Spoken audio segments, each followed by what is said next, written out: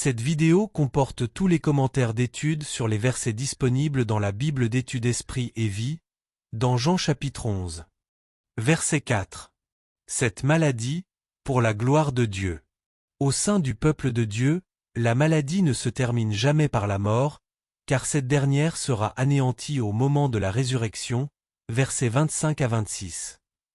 L'ultime vérité est que ceux qui croient en Christ ne mourront jamais, verset 26, voir l'article sur la mort. Verset 5.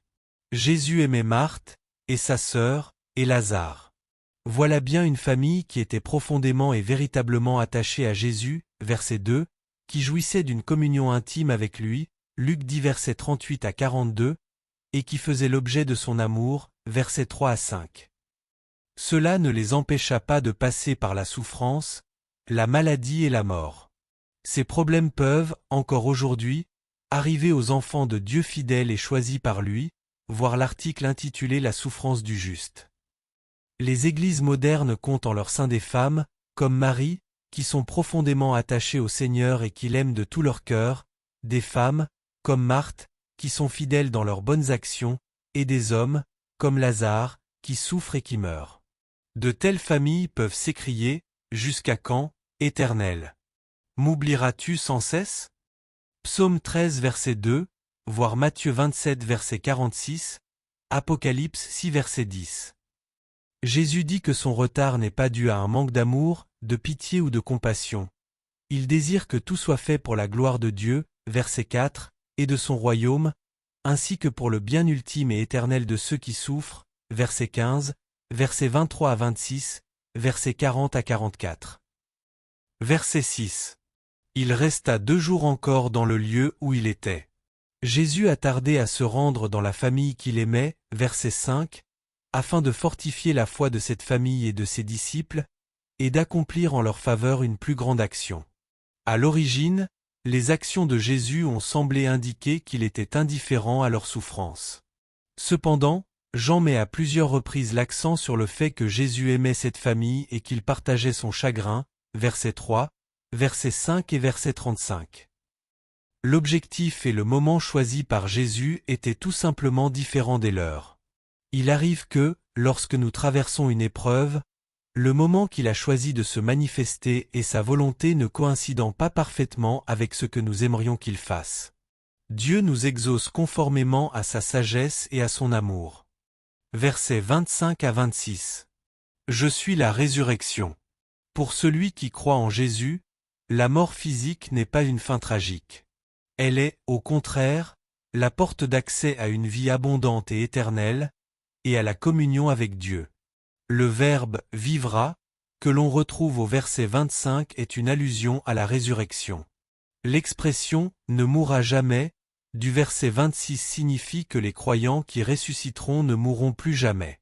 Ils revêtiront un corps nouveau, immortel et incorruptible, 1 Corinthiens 15 verset 42 et verset 54, qui ne pourra ni mourir ni se détériorer, voir Romains 8 verset 10, 2 Corinthiens 4 verset 16, voir l'article intitulé La résurrection des corps.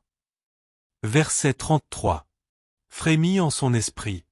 Ce passage révèle le cœur et les sentiments de Jésus au moment où il fait face au brisement et à la souffrance provoquée par le mal dans le monde. Premièrement, le verbe traduit par « frémit », en grec embrimaomé, dépeint une profonde émotion empreinte de colère.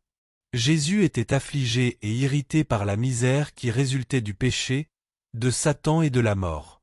Son âme est remplie non pas d'une froide indifférence, mais d'une véritable rage à l'égard du péché, tandis qu'il lutte pour le salut de la race humaine, voir chapitre 11 verset 35, note, Matthieu 23 verset 13, note, également Matthieu 21 verset 12 à 13, Marc 11 verset 15 et verset 17, Luc 19 verset 45 à 46, Jean 2 verset 14 à 16.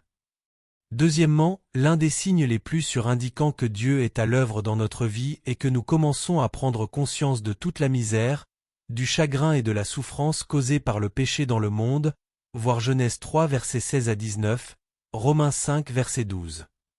Lorsque nous nous livrons à cet examen, nous sentons naître dans notre cœur de la compassion pour ceux qui souffrent et de la haine pour le péché.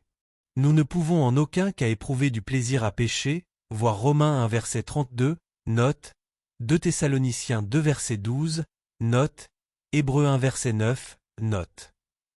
Verset 35. Jésus pleura.